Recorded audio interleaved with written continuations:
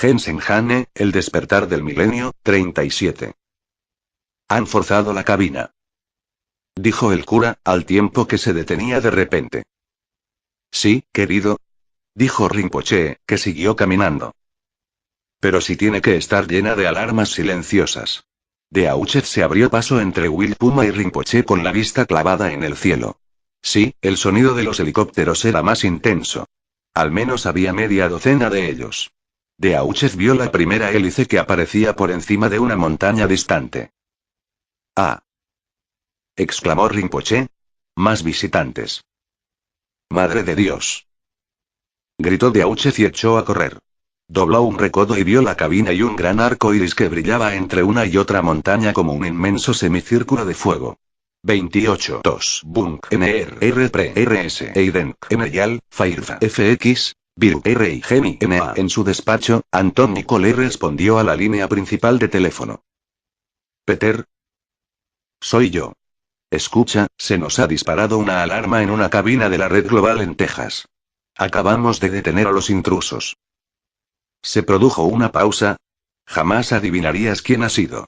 La agitación en la voz de su hermano le dijo mucho más que el lugar donde habían sucedido los hechos. ¿Lamba Rinpoche? Dijo, sin dudarlo un instante. Sí.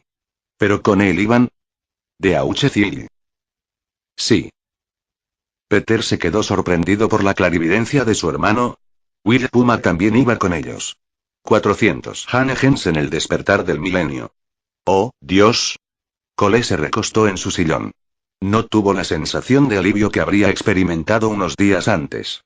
No, tal como estaban las cosas, la captura de Deauchet y Dale era un éxito cuestionable, pero sentía curiosidad por el hecho de que estuvieran los tres juntos. Deauchet, Rinpoche y Puma. Pese a todo, seguía lo bastante interesado en la psicología del plan como para querer saber por qué y cómo estaban juntos. ¿Están bajo custodia? Los tenemos a todos en nuestro rancho, cerca de Amarillo. Mi primera idea fue liquidarlos de inmediato. Cole cogió un lápiz y empezó a dar golpecitos en el escritorio. No, primero tenemos que interrogarlos. Sobre todo a Deauchet. Lo sé. Louise sugirió lo mismo, pero, mira, Anthony, hay algo más. Es una completa tontería, ya lo sé, pero... Se produjo una prolongada pausa. Insisten en verte ahora mismo. Afirman que pueden explicar, Anthony, dicen que pueden explicar. Voy hacia allí ahora mismo. Cole ya sabía lo que podían explicar. Ama MRR yo, TGAJS. En Amarillo hacía un calor sofocante y el terreno era absolutamente baldío, lo que daba nuevo sentido a la frase Estados Unidos es un gran tazón polvoriento a aquellos que lo contemplaban por primera vez. El inmenso rancho se encontraba en una franja desértica en la que solo crecían matorrales. Se hallaba a cientos de kilómetros de lugares habitados, y aunque indudablemente su objetivo era ese, el de escapar a las miradas curiosas, a Deauchet le pareció que aquel paisaje estéril y yermo era el mejor escenario para su primer encuentro oficial con el cetro rojo. Habían llegado en helicóptero, pero en el rancho había también una pista de aterrizaje y, desde la pequeña ventana de su celda de cemento, Deauchet vio que el personal de servicio se movía al más puro estilo militar en el pequeño campo de aviación. Se alejó de la ventana con el rostro contraído. Ya viene, pensó. Los registraron de nuevo y los llevaron hacia la gran casona, una inmensa cabana de troncos decorada con cuernos de alce y artesanía de nativos norteamericanos. Los metieron en una habitación donde los esperaban unas sillas dispuestas en círculo, una para cada uno. Rinpoche, Deauchet, Puma y 3 sillas más, de momento vacías. Unos guardias armados vigilaban las puertas. En esa ocasión, nadie les había dicho nada, lo cual había supuesto un gran alivio después del implacable interrogatorio al que los habían sometido a su llegada. Y ellos tampoco hablaron. Las circunstancias eran demasiado serias para eso y se sentaron sin decir nada.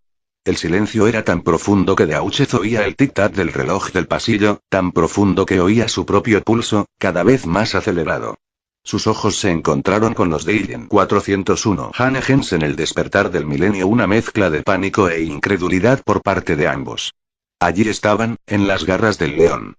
Oyeron el ruido de un avión que se aproximaba y pasaron unos largos y angustiosos minutos hasta que Cole entró en la habitación. Iba seguido de un hombre joven y, para sorpresa de Deauchet, de la doctora Janovich. Cole tomó las riendas de la situación al momento. Mientras cruzaba la habitación y entraba en el círculo, escudriñó a sus huéspedes con sus fríos ojos castaños. Se acercó al monje y le tendió una huesuda mano. Buenas tardes, Lama Rinpoche.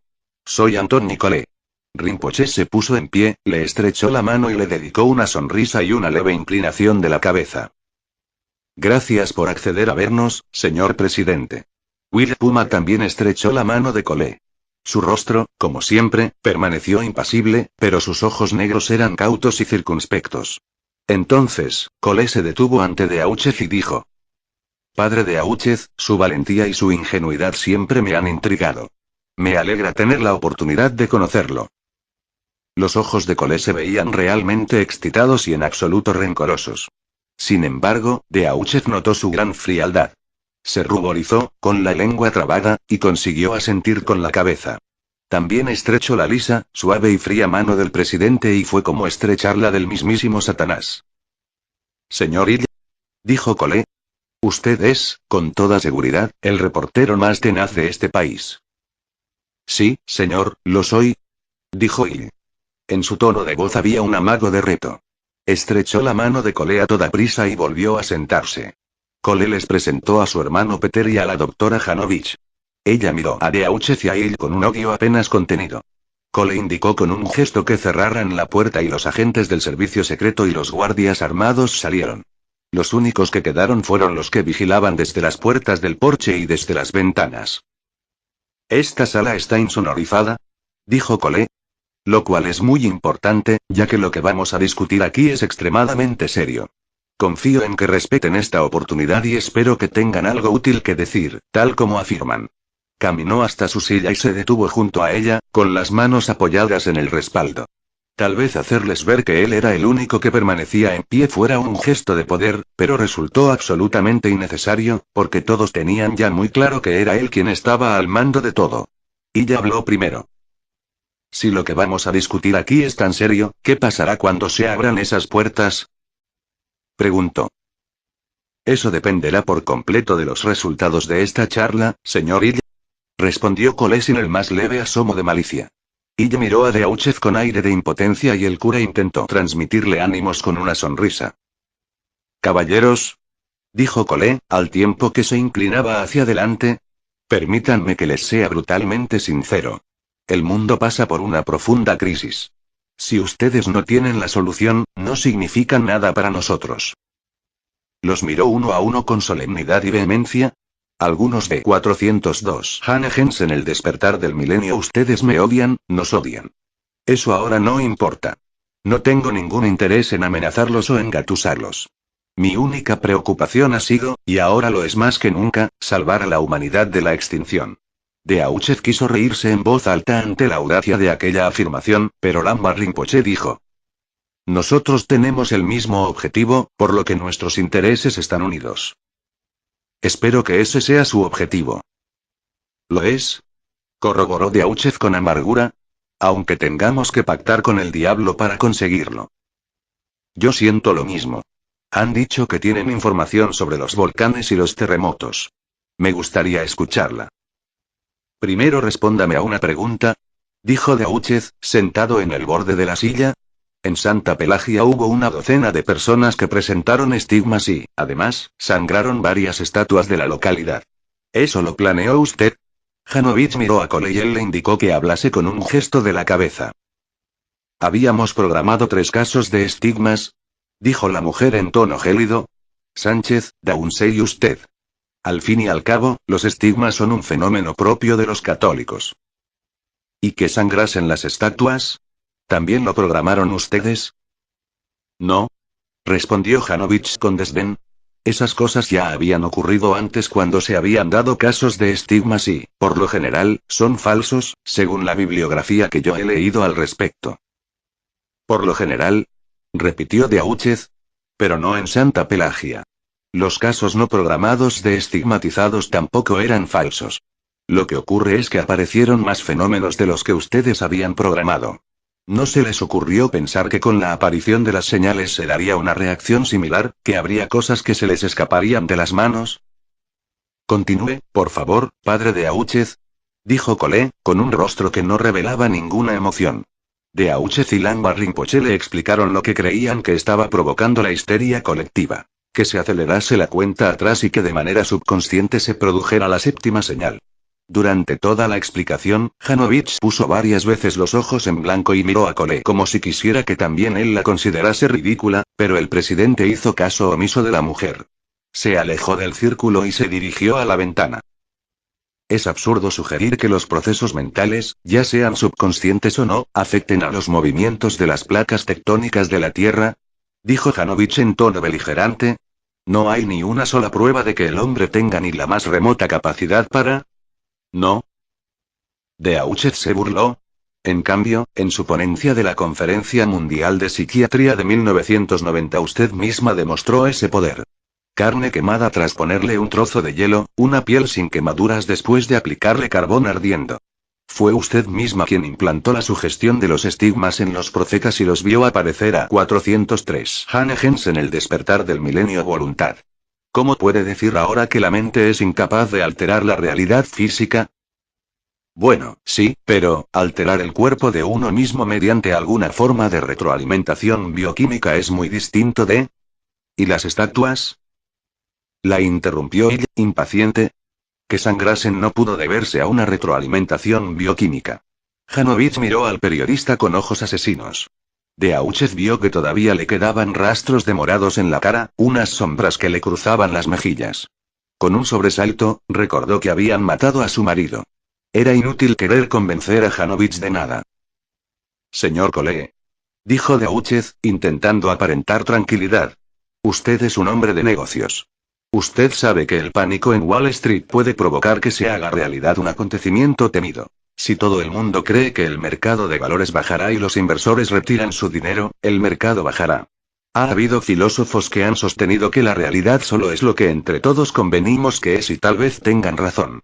Tal vez la mente humana y el mundo estén vinculados de maneras que desconocemos. ¿Eso es palabrería y superstición? Se mofó Hanovich. Doctora, padre de Daocheth, por favor. Dijo Cole. Creo que comprendo sus puntos de vista. Siguió mirando por la ventana y todos esperaron. De nuevo se oyó el tic-tac del reloj del pasillo. Me temo que estoy de acuerdo con nuestros invitados, doctora. Dijo Cole. Hay unos vínculos.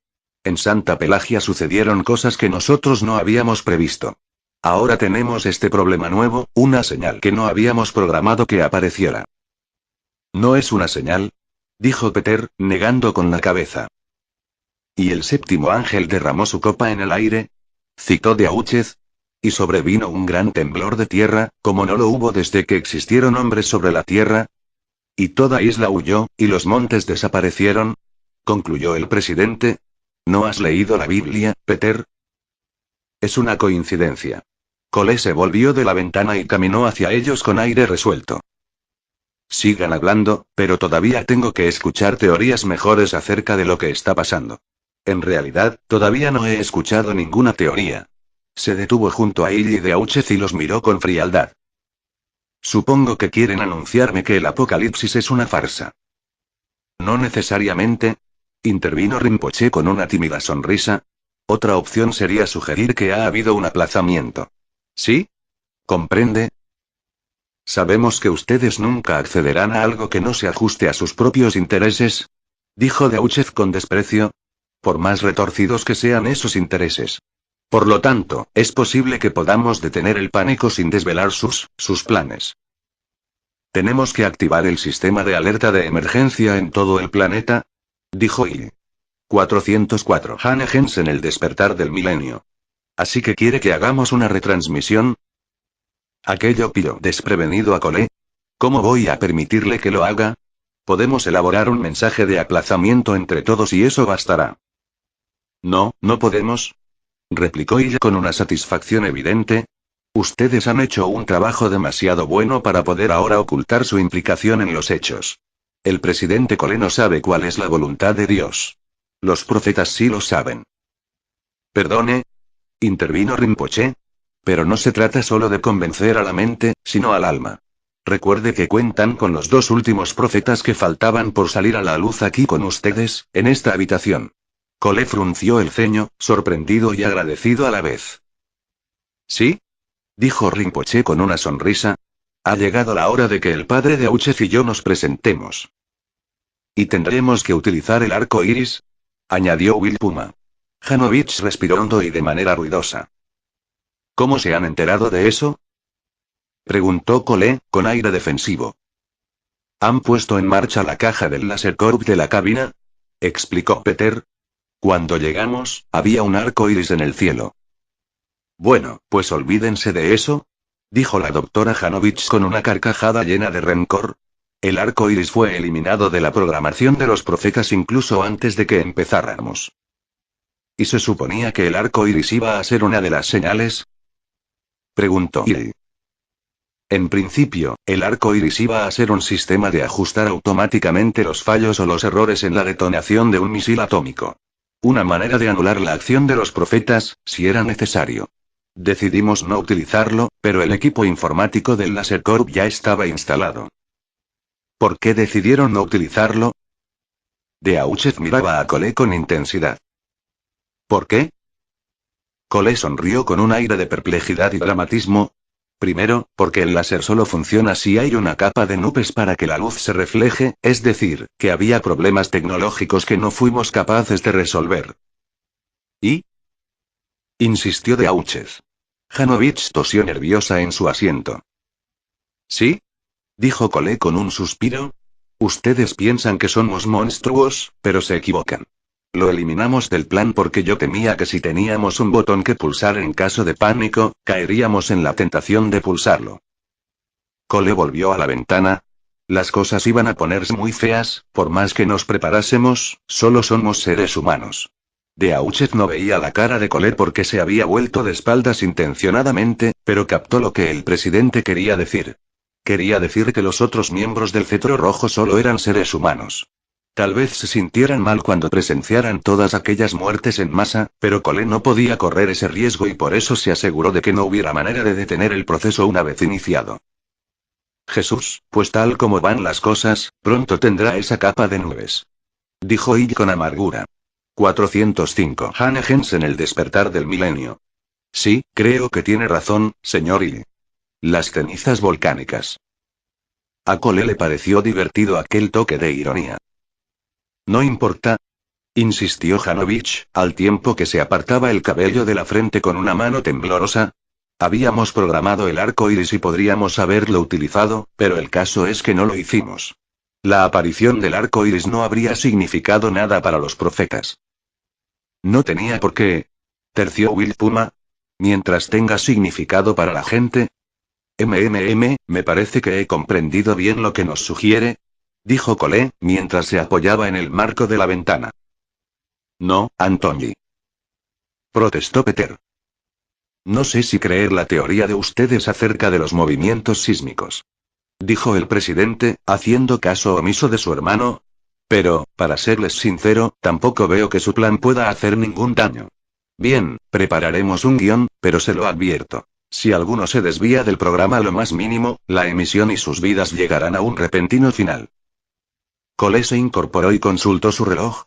Tenemos que reunirnos con nuestra gente antes de encontrarnos con ustedes. Tal vez podríamos hacerlo a principios de la semana próxima. No.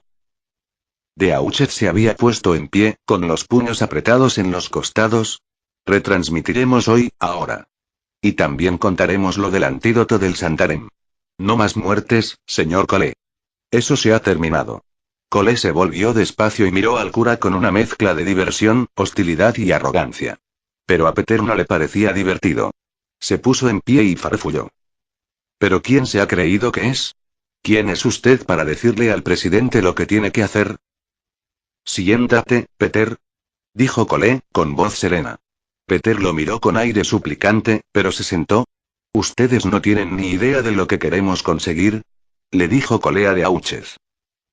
¿No? Bueno, pues a mí me gustaría saberlo, intervino Illa, con el ceño fruncido de rabia. Cole hundió las mejillas y estudió al periodista. Supongo que como han leído el proyecto Apocalipsis en nuestro servidor, también entenderán la motivación que hay detrás de todo esto. Los medios de comunicación, lo siento, señor Hill, pero es cierto, divulgan toda clase de cosas menos la verdad. La mayor parte de personas que viven en este planeta no saben qué crisis hemos vivido ni lo cerca que hemos estado del abismo. Beauchet sabía lo que Cole diría a continuación. Como un adolescente al que hubiesen llamado al orden, sintió odio y resentimiento por anticipado ante lo que el presidente iba a decir. Miró a Hill para transmitirle sus emociones, pero Hill miraba a Cole con interés. No era su viejo yo de periodista, anhelante de información. Simplemente, se limitaba a escuchar. Bien, el cetro rojo sí lo sabía, dijo Cole.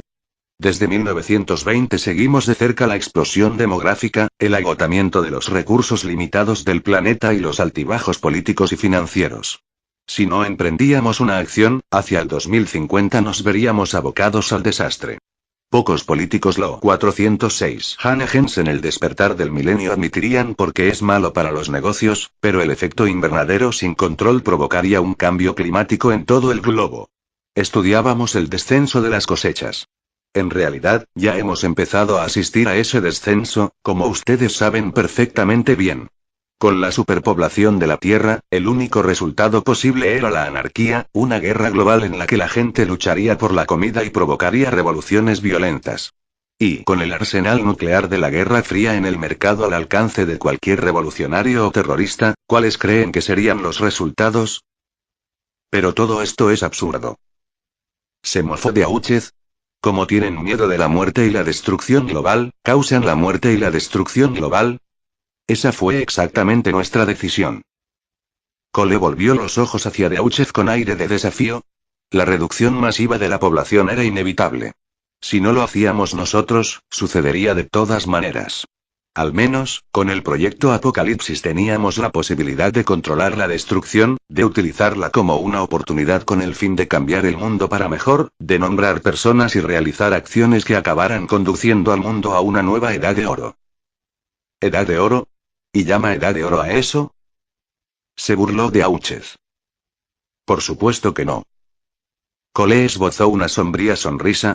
Esto solo es el precio necesario que hay que pagar para lo que viene a continuación. ¿Se imagina un mundo sin fronteras nacionales? ¿Sin guerra? ¿Cree que hay otra manera de que sobrevivamos como especie con orientación tecnológica? ¿Y la calidad de vida? Usted estuvo en India hace unas semanas, padre de Beauchet. El nivel de vida de la mayor parte de los habitantes de este planeta es de una pobreza cada vez más exacerbada. En el nuevo mundo, todos los seres humanos tendrán casa, comida, ropa y educación. ¿O es que eso no le importa? Para los religiosos como usted, esos conceptos son pura palabrería. Con 6.000 millones de habitantes, un nivel de vida decente para todos es imposible. Y con un sistema de gobierno de partidos, al viejo estilo, mucho menos. En casi todos los países, la corrupción y los sobornos están a la orden del día. En Occidente, las iniciativas de los gobernantes chocan contra el obstruccionismo político de los grupos de poder. Es como un chiste.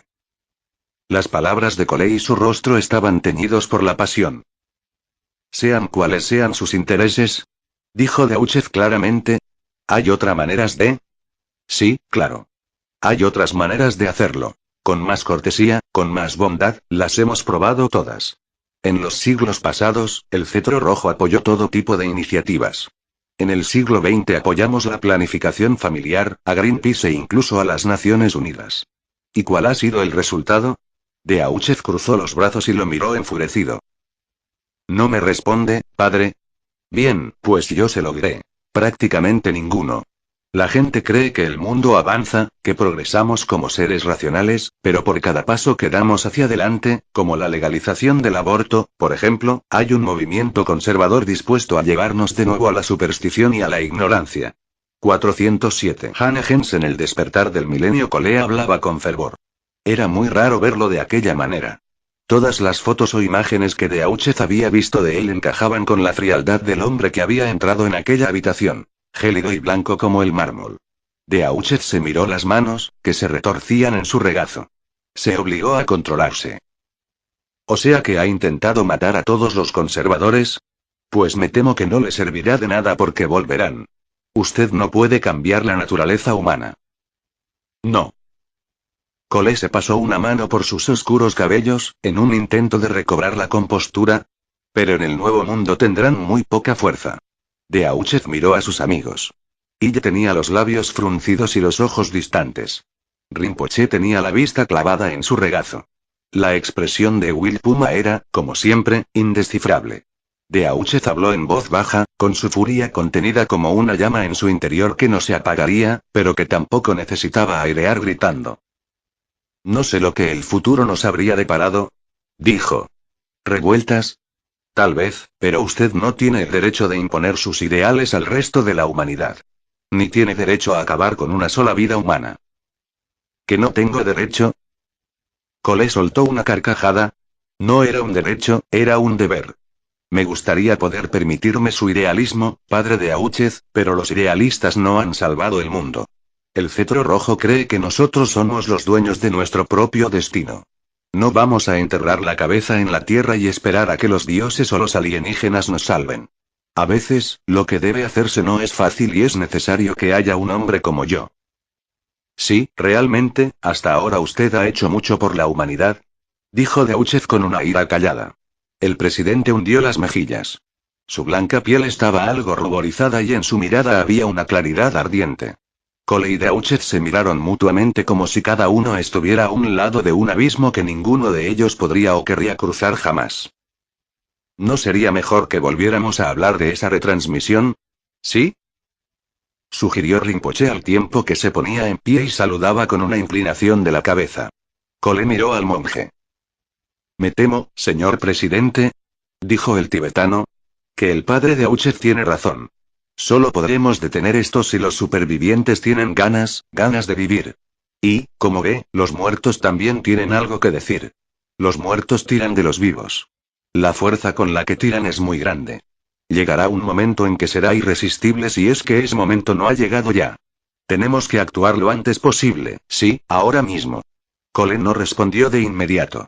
Se volvió hacia la ventana y permaneció unos minutos allí mirando hacia el exterior. Los hombres y la mujer reunidos en la habitación miraron el contorno de su espalda y esperaron. Peter sacudía la cabeza vigorosamente. Janovich parecía del todo indecisa. Por las caras de sus compañeros, Beauchet supo que sentían lo 408 Hanegens en el despertar del milenio mismo que él. Que el destino del mundo dependía de lo bien que defendieran su tesis. Cuando Cole se volvió de nuevo, la rendición era una palabra demasiado fuerte para designar lo que había en sus ojos, pero era indudable que reconocía su vulnerabilidad. Muy bien, dijo. Hagámoslo. No, Bele, Ein, NDEMRGNC, 20, 0. 0 hora, RDEAMA, MRI, R yo. 0200. 0 hora, RDD, GRENWN, Ich. 21, 0. 0 L Costa de Este. Una hora antes empezaron a anunciar que se retransmitiría un boletín de emergencia. En Sedona, Santa Pelagia, Harlem y en muchos de los otros centros de los otros profetas la gente se congregó alrededor de televisores y radios portátiles. En la ciudad de Nueva York situaron el símbolo de alerta de emergencia en Times Square a la espera de la retransmisión. En esos días, la WWN seguía persistentemente en el aire, lo cual demostraba que los índices de audiencia podían solucionarlo casi todo. Pasaron el anuncio de inmediato y luego estuvieron una hora discutiendo teorías acerca de cuál sería la alerta con todas las personas con las que pudieron contactar por teléfono, con un reloj digital contando los minutos en la parte inferior de la pantalla. Las cadenas que llevaban días mudas resucitaron de repente con el anuncio de la alerta de emergencia. En los hogares de todo el país y de todo el mundo, los que aún seguían dentro de las casas se sentaron alrededor del televisor como sus ancestros habían hecho alrededor del fuego en las frías y ventosas noches de invierno. Cuando terminó la cuenta atrás, el anuncio luminoso centelleó. Sistema de retransmisión de emergencias. Esto no es una prueba. Esperen, por favor. 10, 9, 8, 7, 6, 5, 4, 3, 2, 1. Un video de Anton Nicolé. Estaba atractivo, como siempre, y sumamente serio. Les habla Anton Nicolé, presidente de Estados Unidos. Tengo un importante mensaje para ustedes. Por fin se trata de una buena noticia. Esta 409 Hanegens en el despertar del milenio mañana, a primera hora, se ha realizado un gran descubrimiento en los laboratorios de la AI. Hemos probado una nueva fórmula en varios pacientes que se hallaban en la fase 3 del virus Antarem y su inmediata mejoría fue casi milagrosa. Lo que quiero decirles es que creemos que tenemos una cura para la enfermedad. Será distribuida tan pronto como sea manufacturada. El presidente hizo una pausa para que el público asimilara lo que acababa de anunciar. Pero este no es el único motivo de esta retransmisión. Hoy se puso en contacto conmigo un famoso periodista y decidí que lo que él me contó tenía que llegar a todos ustedes lo antes posible. Escuchen, por favor, y tengan esperanza. Cole inclinó la cabeza de manera espectacular y la cámara enfocó a los otros 4 hombres sentados alrededor de la mesa de la sala de redacción. Se trataba de un sacerdote de cabello moreno y raza caucásica, con traje negro, camisa del mismo color y alzacuellos blanco. Un monje asiático con una túnica de color azafrán, un nativo norteamericano y un afroamericano, ambos con vaqueros y camisa informal.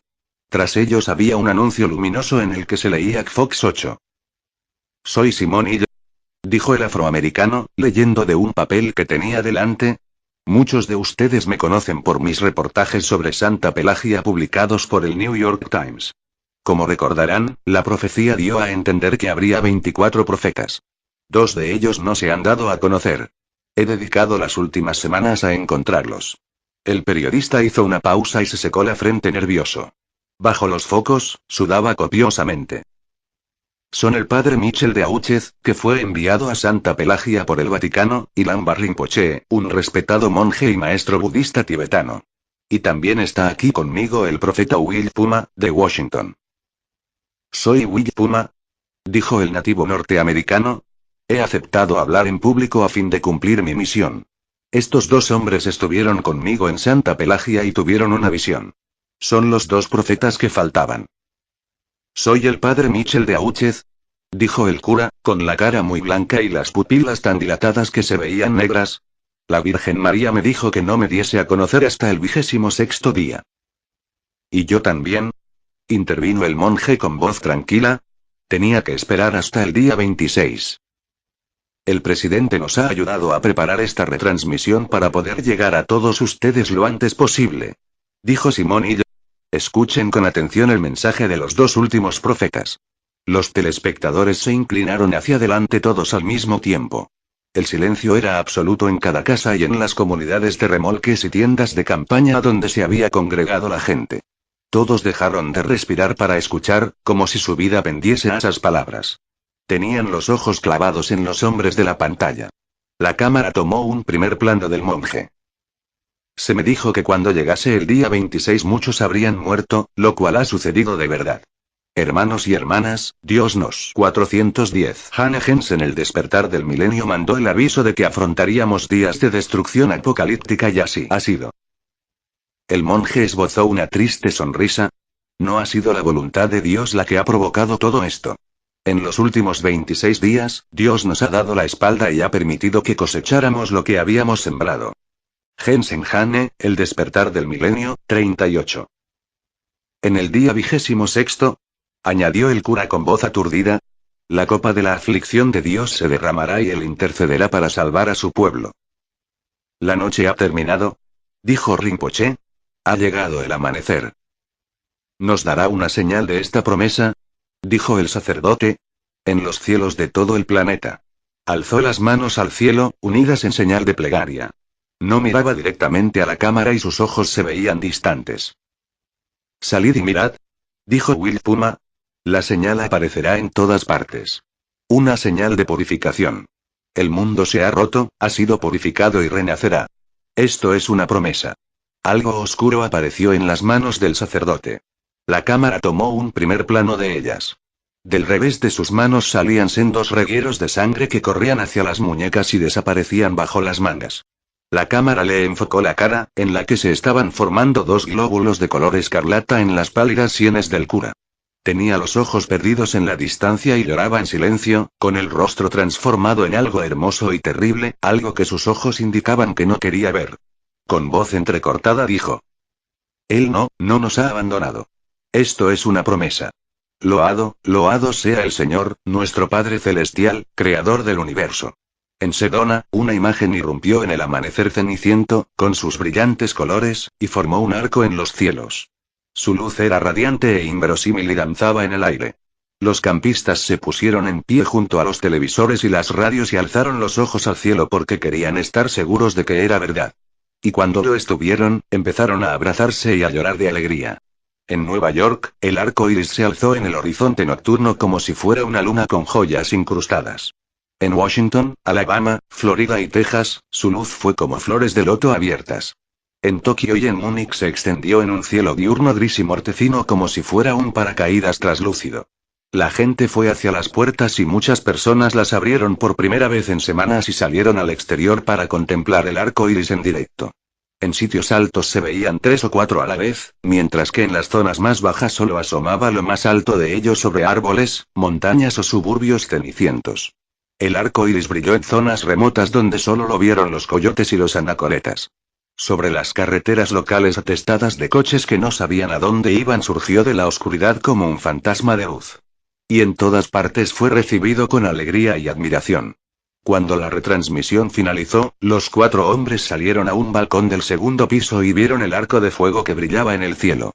Abajo, los guardias que los habían escoltado a los estudios de la cadena de televisión lo miraban en silencio. En sus cuerpos no había ni asomo de amenaza y sus armas descansaban en sus flácidas manos. 411. Hannegens en el despertar del milenio. El balcón era pequeño y Beauchet estaba débil. Se apoyó en la cálida corpulencia de Hill porque aún se sentía algo aturdido. A su derecha, Rinpoche lo agarraba por el codo con una fuerza increíble. ¿Se ha terminado?, susurró Beauchet. Sí, gracias a Dios, dijo Hill, jadeante. No soporto salir en televisión. No me refería a eso, Simón, y usted ya lo sabe. Beauchet hizo acopio de fuerzas, se incorporó y miró a Hill. El reportero dejó de fruncir el ceño por primera vez en muchos días. Sí, supongo que sí, dijo Hill en voz baja. Ha sido una larga carrera, padre. Y no ha salido exactamente tal como imaginábamos, ¿verdad? El periodista no compartía la decepción de Beauchet. Miraba hacia el cielo, con los ojos húmedos y el rostro tranquilo. ¿Sabe una cosa, padre? Con tal de que saliera, a mí me bastaba. El cura se volvió para seguir la mirada de su amigo, tal vez era solo que se levantaba la niebla de aquel trance autoinducido, o que su orgullo herido se había interpuesto en el camino. El caso es que por primera vez vio el arco iris no como un objeto, no como una argucia de coleo de Janovich, sino como algo más, como un fuego luminoso que iba más allá de lo humano. Era mágico. Y tenía razón. El cura se había pasado las últimas semanas persiguiendo a Dios en su mente, furioso con Dios porque no hacía nada para impedir las catástrofes, furioso consigo mismo por haber creído en un Dios que no intervenía a favor de los humanos. No obstante, ellos 4 se habían encontrado y habían convencido a Cole de que pusiera fin a todo ello. Si aquello no era un milagro, los milagros no existían. Aquellas rayas de luz como trazos de los dedos en el azul índigo del cielo eran la respuesta de Dios. Se sintió invadido por una oleada de emociones distintas. Alivio tremendo, gratitud temblorosa, amor hacia Hill, que había luchado a su lado durante tanto tiempo, y también hacia Rinpoche y Will Puma, por su fortaleza y su sabiduría.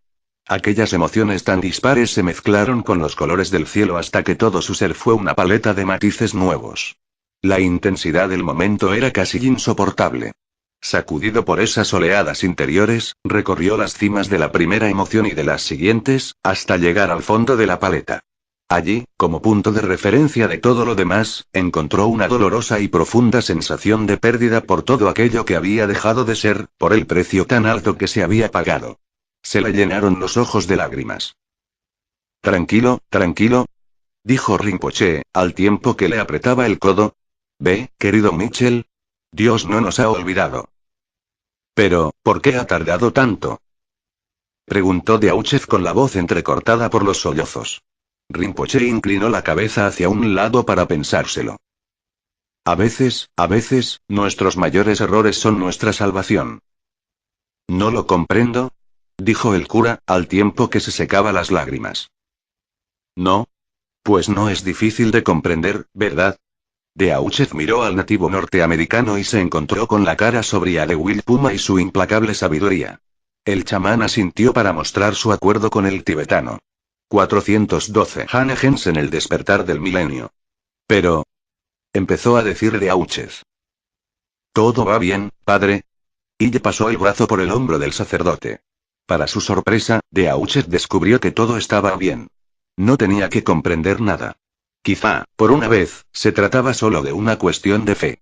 No sabía lo que el futuro les depararía y, sin embargo, experimentó una inconfundible sensación de renacimiento en todo ello, una sensación de que la marea se había vuelto hacia Cole, e intuyó que el futuro nunca sería como Cole había previsto, del mismo modo que tampoco sería como él mismo había previsto. Y en todo el camino recorrido, Beauchet había aprendido a confiar en sus intuiciones. Sonrió a su amigo con agradecimiento.